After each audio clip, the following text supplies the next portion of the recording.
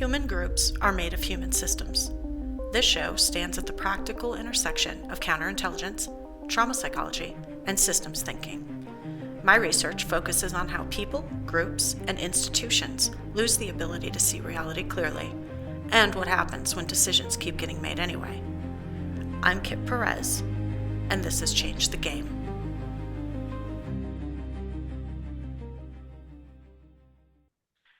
We've gotten very good at certain behaviors like scrolling and numbing and distracting and avoiding. We call them bad habits. We build systems to eliminate them, and we treat them like isolated discipline failures. But what if that's the wrong level? What if we're not analyzing the right thing? What if the behaviors aren't even the problem, but a response to a problem? A response to lives that are too sterile or frictionless, too detached from the things that actually make a human being feel alive. Because if you look at the environments many of us live in, something's missing.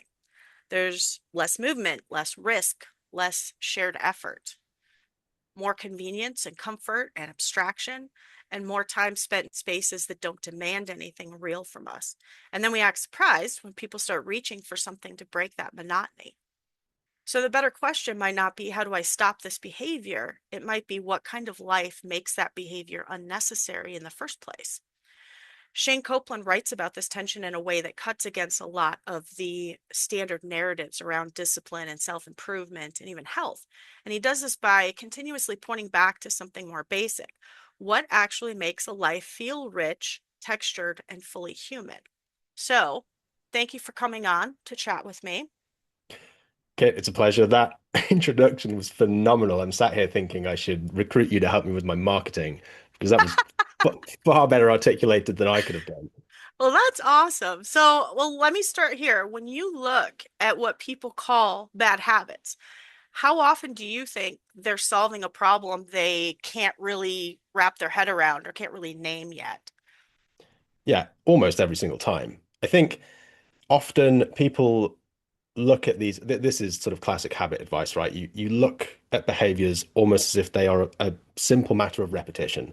And if you repeat something enough times, then it becomes a quote habit. And therefore you just have to find ways to trick yourself into not doing the thing for long enough that a new habit is formed. But I would say, and that can happen, right? You can arrive at a new habit purely because, let's say, you're thrust into a different environment and something is more easily accessible. Let's say, I don't know, you're in an office environment where people snack at 3 p.m. or something. But by and large, when we're talking chronic uh, bad habits that appear consistently over time, and especially ones that are so obviously, by the way, I say bad habits in quotation marks, um, especially ones that are so obviously detrimental to our lives, and yet we seem incapable of changing. I think that inability to change often points to the fact there's some level of dissatisfaction beneath that unless addressed will mean that trying to quit that habit is always a matter of excessive willpower and what most people would call quote discipline. But excessive willpower isn't what actually changes the behavior. I mean, you can look at quitting smoking, quitting drinking, quitting porn, name your poison, right? Yeah, I mean, smoking's a great example actually to pull on from my personal experience. I used to smoke um, back when I was a drug addict, and even when I largely stopped taking drugs, I would still smoke a little bit. That lingered in the background, but I almost feel bad when I say this. And of course, everyone's different. Stopping smoking for me was effortless. I didn't put any thought into it. I started working out, I started eating better to the point that those things kind of just displaced the smoking and it lost any and all appeal. And I think there's obviously something to that, right? That's a fantastic. Maybe you should make an app. Because I say that facetiously, but at the same time, think about how many apps, if you go on the Play Store, for instance, how many apps promise to help you quit smoking, but they do it through distraction or, putting you on a timer. Well, you normally have one per hour. Well, now we're going to go every 2 hours. Yeah. Yeah, just white knuckling it. Yeah, you're absolutely right. So you've been pushing back on this idea that bad habits are the real problem. But what are people trying to escape And this kind of goes back to something that Adam PT talks about a lot of times, right? What are people trying to escape when they're reaching for these behaviors? Yeah, I think any attempt to answer that in its entirety is just futile because it's such a broad topic. But I think there are conditions that we can point to that are, I'm not going to say universal, but by and large, probably are close to universal that allow a human being to thrive, that in the modern environment, it's very easy to be deprived of. So the reason I talk a lot about this, I had an experience that really highlighted this to me in my life. I worked from the ages of sort of 21 to 26-ish. I worked as a project manager on a permaculture project, which was a very unique setup, very different to what most people encounter in their work lives. Uh, it was, I was in a paid position, but it was mostly all the other workers were volunteers. Everyone lived on site. It's outdoor work, it's physical, it's intense. You sort of, so you've got that physical aspect, right? You've got contrast insofar as you're getting hot, you're getting cold, you're getting covered in grime, sawdust, dirt, and then washing it off at the end of the day. Like it's very rich just from a sensory standpoint, which is something that we're often deprived of in the modern world. Again, this sort of sense of community was so strong because everyone's living and working together on the same project, and you're seeing each and every day this progressing and evolving in real time. And then once the day's finished, once you've washed off the dirt, you sit down to rest. And even the act of sitting down is utter bliss because you've exerted yourself so much during the day. But then you have this shared meal that one of the volunteers has cooked. You crack a beer, and everyone's just sat round. No one's got a phone in their hand. Everyone's just chatting quasi-philosophical rubbish to each other. And it was just, I think, a glimpse into what life as a human, and I'm not saying that can be replicated by everyone, but a glimpse into what life as a human can be like. I then went on to work in a gym and was basically robbed of many of those aspects. And it was that experience that caused me to reflect and ask, what was it about that period that made it so rich? Because the project's finished. I can't go back and recreate that. But what are the individual elements that made it so rich? And how can I bring those into my life? Uh, your original question, I think, was what are these things that are missing? To name a few, but again, this is not comprehensive. We've got community, any sort of variety of sensation below the neck. People are often stagnant today, right? People, myself included, now work behind a desk. So people are very disconnected from their bodies.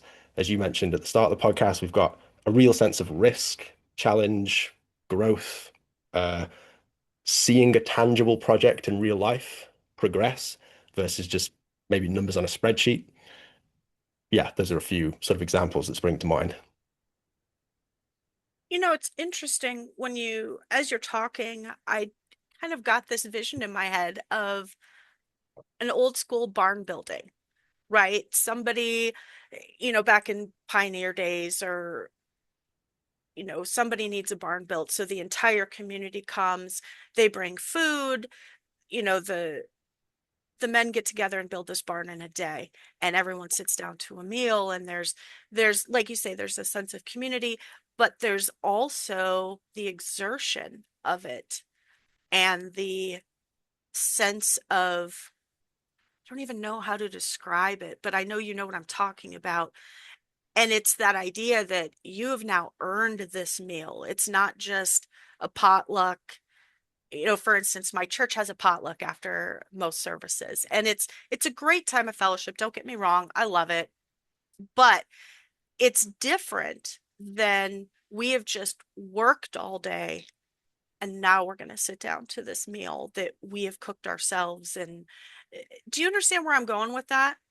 100%. So, yeah, I would just say it feels very human, but the term that I apply to that, because you say use the word earn, like you've earned the meal, which I think is a perfectly fine way of phrasing it, but I almost feel that people approach this topic we're talking about through that lens of almost like it's almost a matter of morality or virtue, right?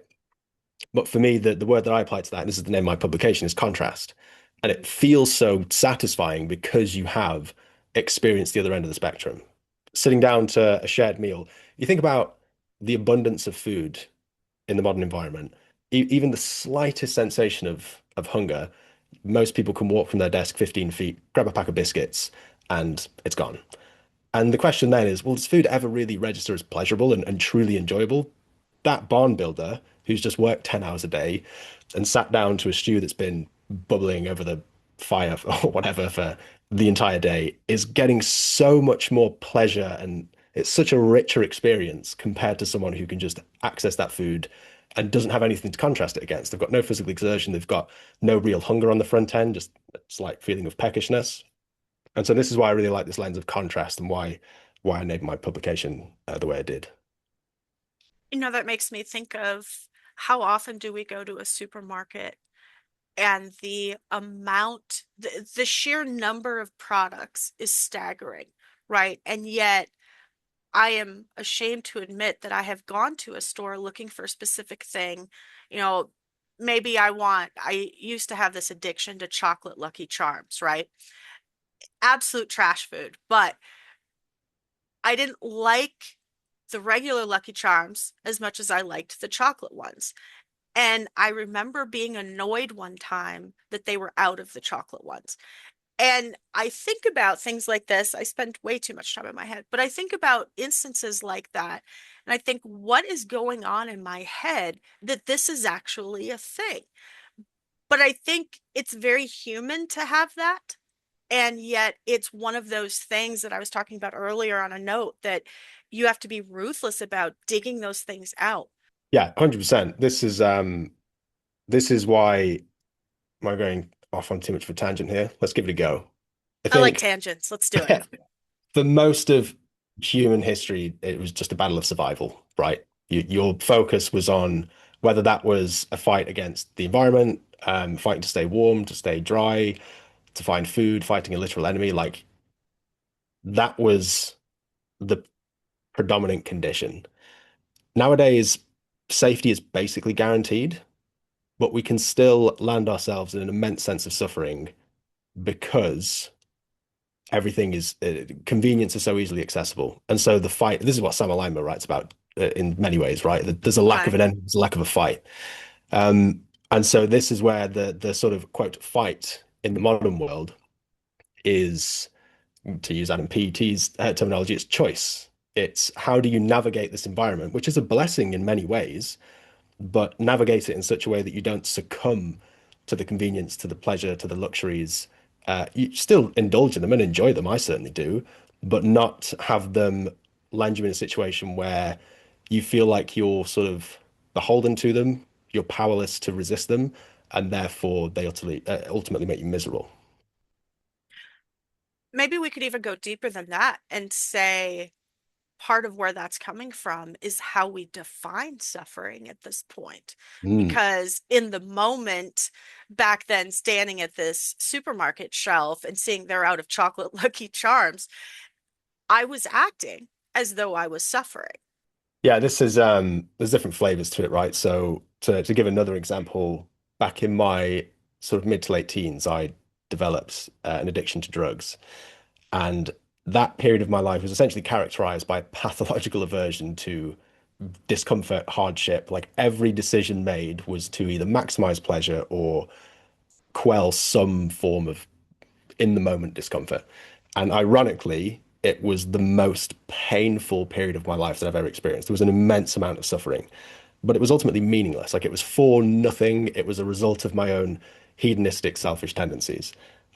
Working at that permaculture project, I romanticize it, and it was phenomenal. But, 10-hour days when you've already got a sore shoulder because you've been trying to dig into frozen ground, when the heavens opens and it starts raining and you've forgotten your waterproof coats and you're like shivering and soaked to the bone all day, is also a form of suffering.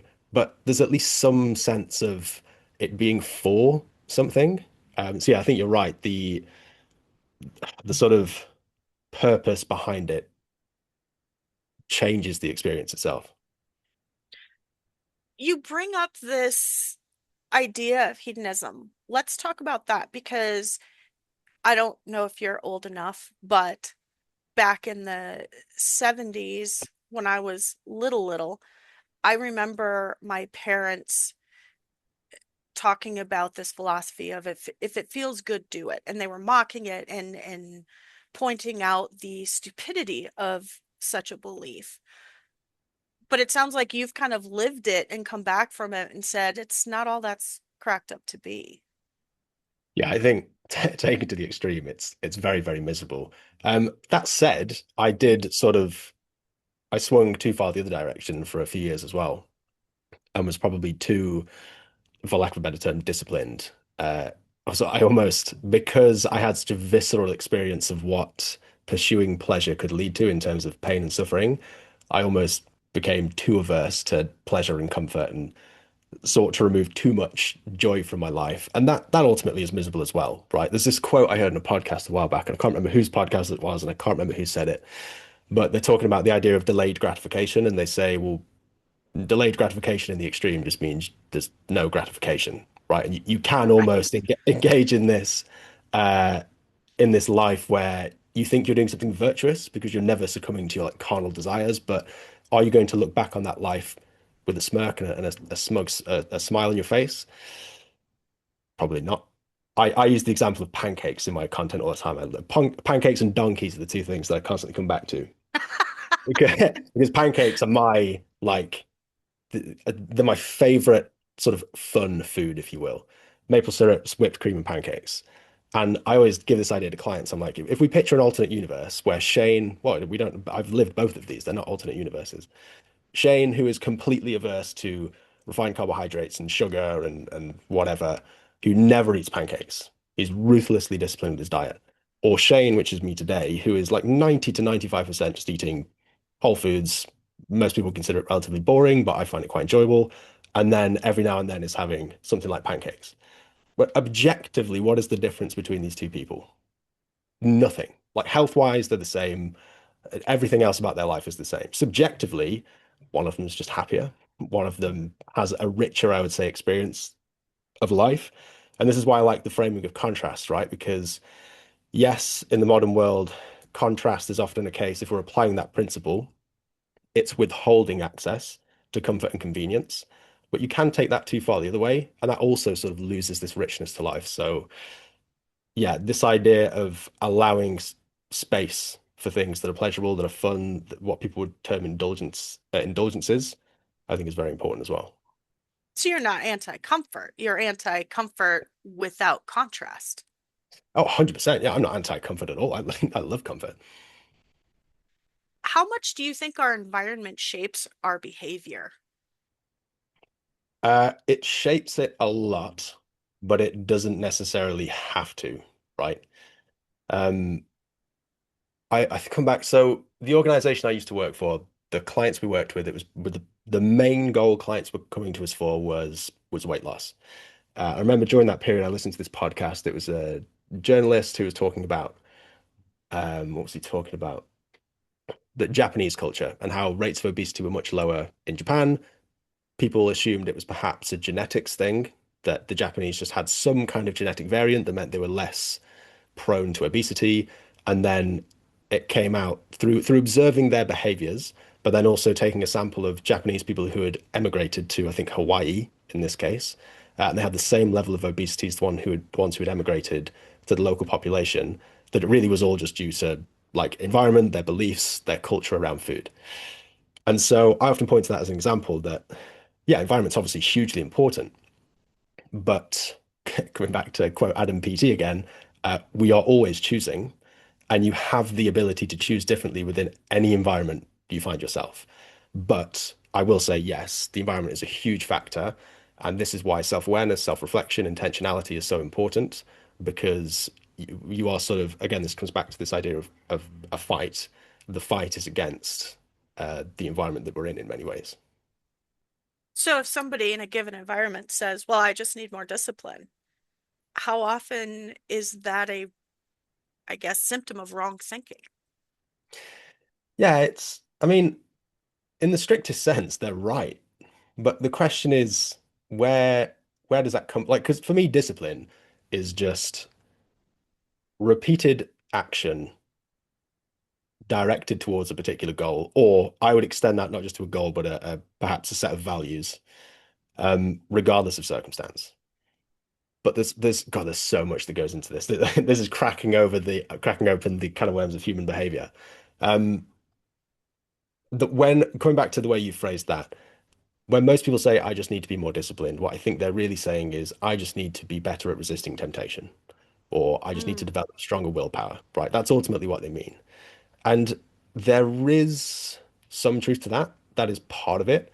But coming back to your point earlier of just sort of white knuckling this craving for cigarettes, that's kind of that's going to be the experience of someone who isn't addressing the underlying factors fueling this behavior outside of just environment. Um, One of the big ones, so whenever I work with a client, I work within the realm of health and fitness. Most clients who come to me are wanting to lose weight, get stronger, maybe pack on some muscle, or a combination of all three. The goals, in an objective sense, are all remarkably similar. But the very first thing I'll do with clients, the very first call we have, is I'm starting to probe deeper and deeper as to like why that is important to them. Because I think about motivation a lot.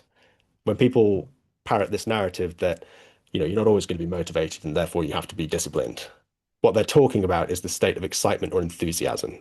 And you're not always going to feel excited or enthusiastic, therefore you have to just develop this stronger sense of discipline and willpower, right?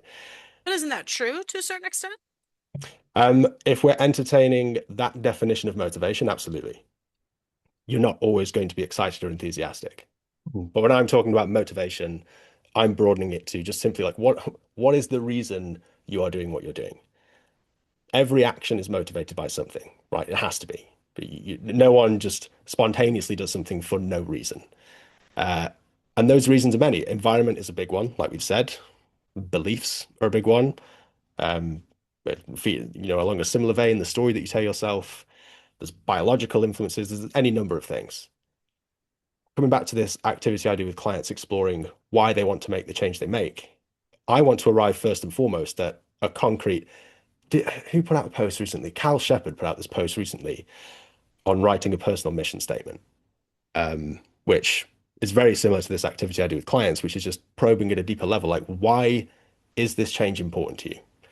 Because for a lot of people, when they're trying to be, quote, more disciplined, let's just say, let's just keep it in my world and say it's to lose weight. The sense they can't really point to a meaningful reason for wanting to do that outside of, oh, maybe my doctor said that I should, or I feel a bit more confident, right? These are very vague, often abstract things that don't really hold much weight. And so when someone's saying, I just need to be more disciplined, the first thing I want to ask is, well, why? I want to ask that question again and again and again until we peel back the layers and really understand what the true motivation is for wanting to make this change. That I think is foundational for most changes and what a lot of people miss. Do you find that many of these habits, so to speak, are coping mechanisms then? In some ways, yeah. Yeah. So coping mechanism insofar as they exist to temporarily numb some kind of uncomfortable state. Yeah. So at what point, because coping mechanisms, as a counselor, I teach people certain mechanisms to help them as they move through, healing trauma and things like that. But at what point does that, maybe not that coping mechanism, a tool, box breathing, things like that, but at what point does a coping mechanism become something that actually degrades your life instead of helping you get through something else? How can someone tell the difference? I think ultimately that's something only the individual can answer. Um, I think certain habits are almost guaranteed to degrade the quality of your life, especially again, comes back to this idea of motivation. I think intent and the reason you're doing something is so important. If you're cracking open a beer, to go back to the permaculture project example, if you're cracking open a beer on a Saturday after a long week of physical labor, you've been out in the elements, you've got these close friendships going, like everything, talking about these conditions for human flourishing, you have all these conditions present, and you crack open a beer as a means to just deepen the social connection with people around you. I think that's actually a great.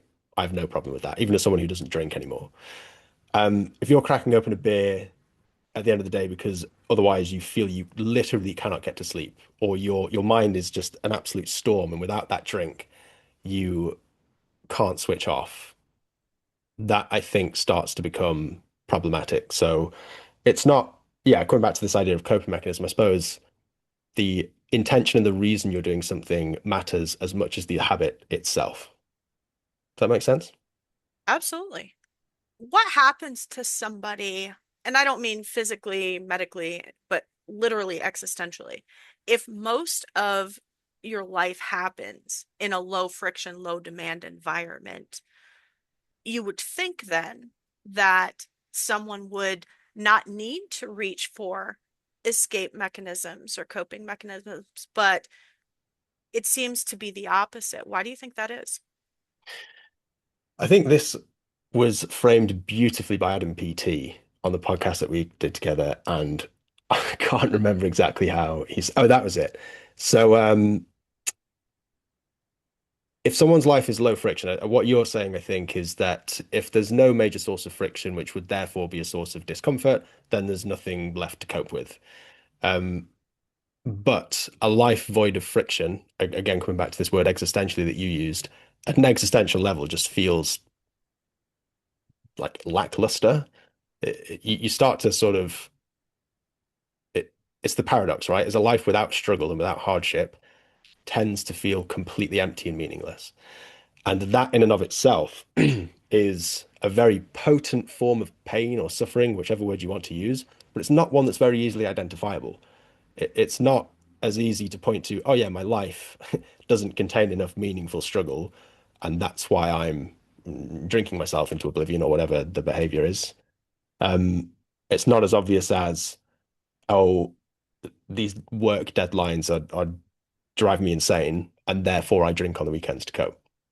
So I think the lack of friction becomes its own source of pain because life just starts to feel kind of meaningless. But I think it's the type of friction because, as you just mentioned, we all have quote unquote friction, whether it be work pressures, home pressures, marriage, kids, trying to get your kids to 50 different sports events or what have you. So it almost seems like I know people, for instance, that are constantly complaining about how busy they are, and yet they're constantly taking on more. So it almost sounds like, and certainly that's not the be all end all example here, but we do choose friction, whether we realize it or not. It's just what type of friction are we choosing, and is it serving us? Yeah, absolutely. I think I've not really followed this train of thought to its end, but I think my wife and I were chatting about this the other day, actually, on a walk we went on. But yeah, it seems, oh no, I remember who I was talking with it about. It was a friend of mine.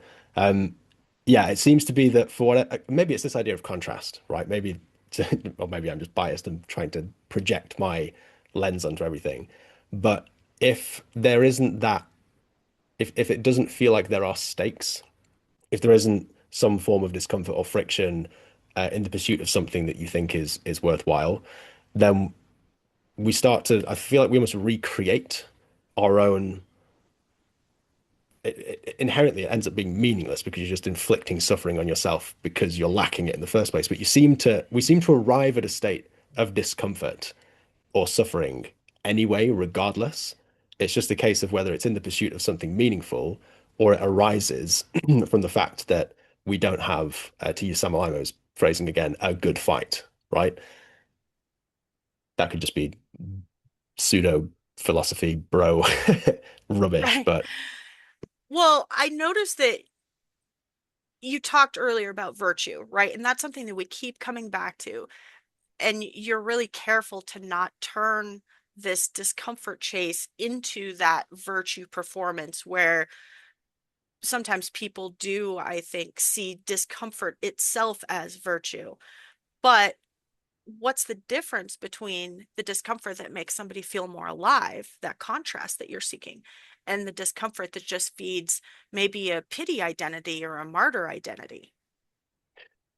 yeah, I think it again, it ultimately comes down to intent, right? There's a case to be made for just at a personal level, adding, and I think this is a great place. This is why well, the reason I work in the realm of health and fitness is that's what I'm qualified to do. It's just a natural progression from my own passions and hobbies.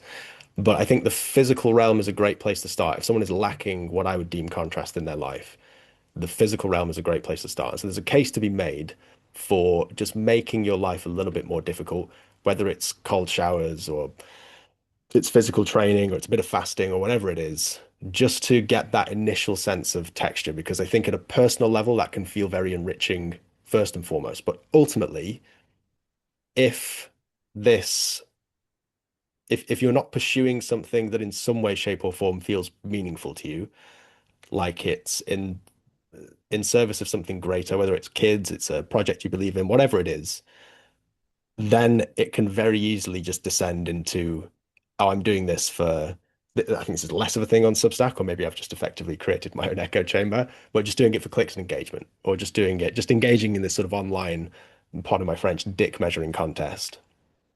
I think part of it just comes down to what the discomfort is in service of. So if I'm taking your point to its logical conclusion, that means people can get just as lost chasing the hardship as they do chasing the comfort. I think so. Absolutely. Yeah, yeah. In terms of what that would look like you say, you're doing it for clicks, you're doing it for engagement, but that means you're not chasing hardship for the sake of growth. You're chasing it for the sake of validation, which is an entirely different animal. Yeah, absolutely. I think that is very, very common to see, especially if we're going to talk about platforms like Instagram. But I also, the reason I like honing in on this idea of virtue and not getting too caught up in this, what I would perhaps call performative displays of discipline, is that I think it puts a lot of people off uh, who at some level know that they would benefit from being more disciplined in certain areas of their life. But the people who are preaching this stuff either are trying to guilt them into it, which doesn't work as a sort of sustained form of motivation for these people, and then it keeps them trapped in this cycle of trying and failing and trying and failing, and people are very good. Certain people are very good at sort of picking at that pain and exploiting it for, let's say, marketing purposes. But also, I think some people just get put off by that false bravado in the first place, and it can steer people away from ways of living that are incredibly enriching and beneficial. Like, let's just say consistent exercise, right? Pushing your limits physically, because the people out there pushing the message are, for lack of a better term, just coming across as assholes. I'm sitting here thinking about where I want to go next, and there's so many different avenues we can go to. But I want to jump back into your old life for a second. Not the addiction phase, but the I'm going ham in the wrong direction phase. What did that overly disciplined phase of your life have besides hardship that if somebody were to try to copy that, you take that person who says, okay, I just need more discipline. I'm gonna do XYZ. Was there anything positive that you took from that phase besides just hardship for hardship's sake? I think for my case in particular, it was probably just useful to take it to the other extreme, having taken uh, hedonism to maxed out on hedonism. Um, but was there anything valuable about it? Yeah, I think ultimately you still develop this ability to lean into discomfort, which is it in and of itself is a very valuable trait. But I at the time I was working in care homes actually. And so I was working sort of anywhere between 12 and 14-hour days. So I had very little time to myself. I was obsessed. I would not eat anything that I'd not cooked myself. I was actually vegan at the time. I think for a time I even went raw vegan. So my diet was so incredibly limited. I would cook everything myself, which meant I wasn't getting enough sleep because I would come home after a 14-hour shift and just cook for a couple of hours to get my food ready for the next day. I think I just clamped down with such rigid control because health and fitness, and health is obviously a funny term here because I wasn't sleeping enough because I was so obsessed, but it felt like the only thing I had control over And so I was kind of compensating for the lack I had elsewhere. And so this is why I write about this transition from that period into the permaculture project. There was a little bit of time in between, but essentially I left to go work, do some volunteer work elsewhere. And that's why I arrived at this idea of these conditions that humans need to flourish. Because in that period of my life, I had none of them really. I was just developing the skill of doing uncomfortable things, which again is a skill that served me to this day. It's useful, but in and of itself, no, my life was pretty significantly better than being addicted to drugs, but it was severely lacking compared to what I found out life could be later on. One thing that I notice, there's a common thread in both extremes, is that they're very, and forgive how this is going to come out, but very self-obsessed. Oh yeah, yeah, yeah, spot on. And so it almost sounds like, you kind of did this pinball thing where you bounce from one side to the other. But in both cases, you're very obsessed with yourself, your life, your choices, your this, your that. And now you're kind of finding this happy middle where you're free to serve. You're free to find higher pursuits because hedonism and over discipline, they both focus on self. Yeah, spot on. I think it's a very common trait amongst young guys in general, to be honest, is you kind of isolate yourself and you're trying to carve yourself into, I don't know, something you feel would be of use to the world, but you're never actually applying that to anything and interacting with other humans and actually being useful to people. So yeah, no, you're spot on. Both were very, very selfish. I think there is a case to be made to an extent, though I definitely took it further than it needed to be.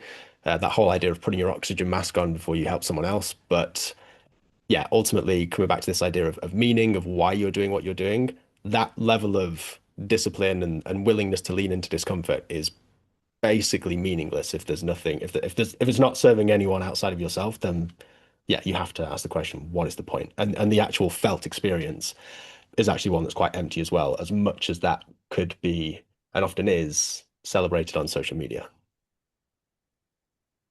It almost sounds like you just summed up the red pill movement. Oh yeah, it's really funny you should mention that. My friend just do you watch Netflix at all? I really try not to. Yeah, me too usually, but my our friends recommended that there's a Louis Theroux documentary that just came out, Inside the Manosphere, I think, that my wife and I Mm. watched today. It's quite fun. Yeah, it's quite timely that you say that actually. Well, there's this idea of, because you can go on, like you say, Instagram, perfect breeding ground for this kind of navel gazing, so to speak, where you spend all of your time, and it doesn't take very long to curate a feed, if you will, that is just this how to make yourself better, whatever that means, right? And it's really fascinating to me how they never really talk about what is the point of this. Well, it's to be better. Well, why though? Like you said, what is the intent? What am I doing this in service of? Just so that I can tell myself that I'm better. So I would argue that almost goes back to validation. I am engaging in all of these practices so that I feel better about myself, but I'm not doing anything with it. I'm not serving others. I'm not engaging in selfless conduct. And I think that's what, when you look at Kyle's writing or Sam's writing or even your writing, there's this thread of what are we doing this for? Well, we're doing this so that we can serve, so that we can bring something to the table, so to speak, of greater society.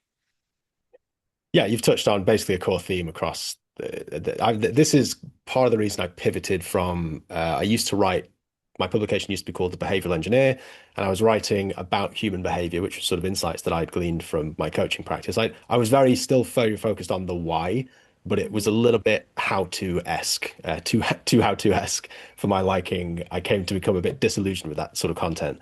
Um, God, there's so many tangents I can go on here. Let me try and keep it focused. Um, But yeah, this comes back. I call this operating from a vague list of shoulds. And I think with the proliferation of how-to content, this, as you said, like just how to be better. Like self-improvement is just a category unto itself. And it's so vague that it's completely meaningless. And people have this, I think people, it's slightly different for everyone, right? But people more or less converge on this idea of how you, quote, should live around how you should be eating and how you should be training and how you show up in relationships and so on and so forth. And it's almost just taken for granted that that is the standard to strive for. But no one is sitting and asking these questions, as you've just said, around why? Like, what is it all for? People feel they're perpetually falling short of this standard, that sort of this precedent that social media in general has set, but content everywhere, really. And no one really knows why. And this is why I love people like Sam Alaimo, who are who are writing content not around here's what you should do and here's exactly how to do it and here's the 7-step process. He's raising more questions than answers. And I think that would benefit people more. I think we've got enough how-to content. I think there's enough self-improvement advice. I think that whole genre could probably go to die, but people need more questions. They need more self-reflection. And yeah, they ultimately need to ask themselves why they're trying to do what they're doing in the first place. Well, even in the sphere of self-improvement, there's so much contradictory information. You need to be a trad wife. Well, no, you need to be a boss lady. You need to do this. No, you need to do this. Is there an objective standard for what it means to improve yourself? Yeah, good point. I suppose depending on the group you find yourself in, the standards do differ. Um, but yeah, by and large, I think the point we're arriving at here is that the standards are being set by someone else. People aren't really questioning why they're striving for those standards. And so it creates, again, this comes back to this idea of why people struggle to be disciplined. It's because you haven't got a clear reason for doing it in the first place. And yet people still engage in this self-flagellation for falling short of this standard that they ultimately have no real reason for pursuing in the first place. So is it your position then that there is no objective standard and it's literally just whatever each person decides? Give me a bit more context in terms of pursuing what? Well, if you're talking about, if I go on Instagram and I start reading about self-improvement content, I'm going to get, like we just discussed, contradictory shoulds. Is there an objective standard, or do we all just get to make our own? If we can arrive at a specific outcome we're trying to achieve, then I think there are things that need to be done, right? Again, just to bring it back to the realm that I work in, if you want to get stronger, you have to stress your body and eat enough food that you get stronger, right? There's any different number of ways you can achieve that, but those two things have to happen. I think the issue with the self-improvement space that I'm pointing to here is that it's such a vague world that there isn't a clear objective almost. It is just to improve in whatever that looks like. Uh, and it usually, I'll talk about the habits, the quote bad habits that a lot of people try and fail to break time and again. There's a pretty consistent theme that you should use your phone less. It's a pretty consistent theme that you should probably not drink, that you shouldn't eat processed foods, that you should be going to the gym, that you should uh, go to bed at the same time, or whatever. We can arrive at whatever habits we want. I'm sure there's more around relationships. I haven't explored that world so much personally, but I think the problem is that people aren't working towards a specific objective per se. They're kind of the self-improvement world in and of itself is vague by nature. It's almost like the shotgun approach. Exactly that. Yeah. If somebody starts working at this, so we're going back to this person who says, I got to be more disciplined, and they hear your words about, okay, these are some concrete objective things that you can do. Put your phone down, do this, do that. Not shoulds per se, but these are objective things that we all know work. Can people start building an identity around the concept of being disciplined? You start turning these practices, I guess, into almost another way to perform at who you are. Yeah, it's interesting, isn't it? Because it's a double-edged sword, the idea of identity. Because ultimately, sustained behavior change comes down to, I would say, um, a shift in identity. You can change your behavior over a short period of time, and this is why I don't like so much. There's a time and a place for these things. It depends on the context, but I don't like, you know, 8 week long sprints or challenges or things, uh, because it's generally not enough time for a change to sink in at a sort of identity level.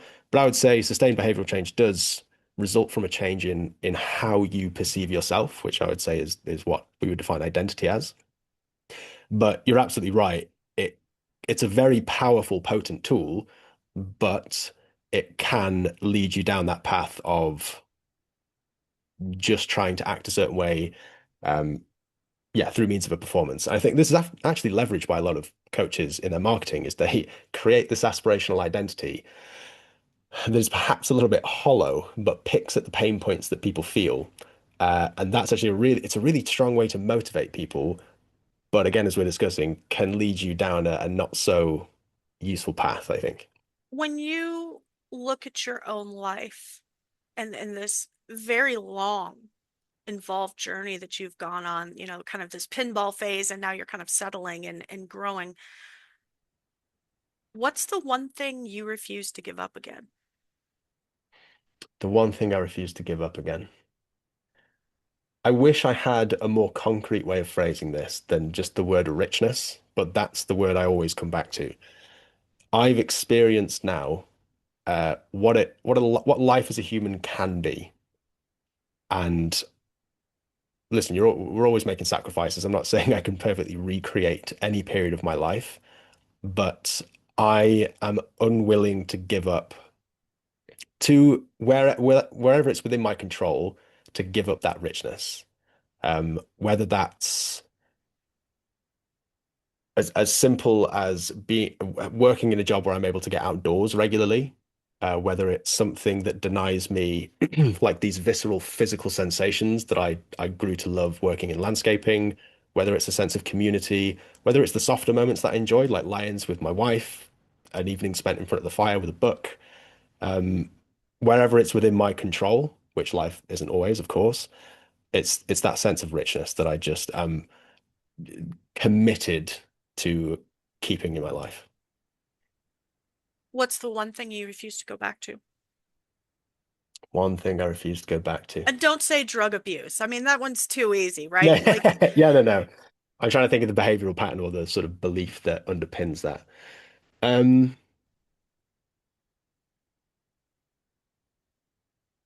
yeah, I think ultimately during that period of my life, and in smaller doses since, that this is largely has largely disappeared. Um, again, to come back to Adam PT again, it's this idea that I do have agency and I have the ability to choose differently in my life. For the longest time, I thought I was just a victim of my circumstances. And in some ways, even that period in the permaculture project, it was kind of accidentally perfect. I didn't intentionally seek it out. Um, and I then accidentally arrived in a situation that was significantly more miserable. But I think if it were one thing that was obviously most prevalent during my drug addiction years, it would be the sense or the belief that I forget how you phrased it. What would I never go back to? What would I give up? What would I what never go would you back to? never allow again? Yeah. I would never allow myself to believe that I am not the architect of my own choices. Hmm. I think that is a perfect place to leave it. Thank you very much I'm for also pretty coming confident on. I plagiarized that directly from Adam PT, but thank you so much for having me, Kate. It's been awesome. What you just heard might seem like a conversation about habits, but it's really about misdiagnosis. The default model that most people are operating from is simple: I have bad habits and I need more discipline. But what Shane does very clearly is dismantle that. Discipline matters, certainly, but he's saying you're aiming it at the wrong target. Because if a behavior keeps showing up over and over again, especially when you know it's costing you something, that's data. It's a signal that something underneath your life is off. And what he points to is this idea of contrast, a life that actually has texture, where effort means something and it feels earned, and connection isn't just abstract. Because you can remove friction from your life, but you'll still end up miserable. In fact, that might be the fastest way to get there. A low friction life doesn't eliminate suffering at all. So people reach for coping mechanisms, scrolling, drinking, numbing, because their life isn't meaningful enough to engage with. And that's the pivot that this conversation forces. So the question, rather than how do I stop this behavior, is what kind of life makes this behavior unnecessary? And if we're honest with ourselves, that's a much harder question, isn't it? Because now you're redesigning your environment, your priorities. The bottom line is that you fix your life by building one that doesn't require that level of control just to function. So the real question you should be leaving here with is this: where in your life have you optimized for comfort and accidentally removed the very things that make it worth living? Till next time, this is Change the Game.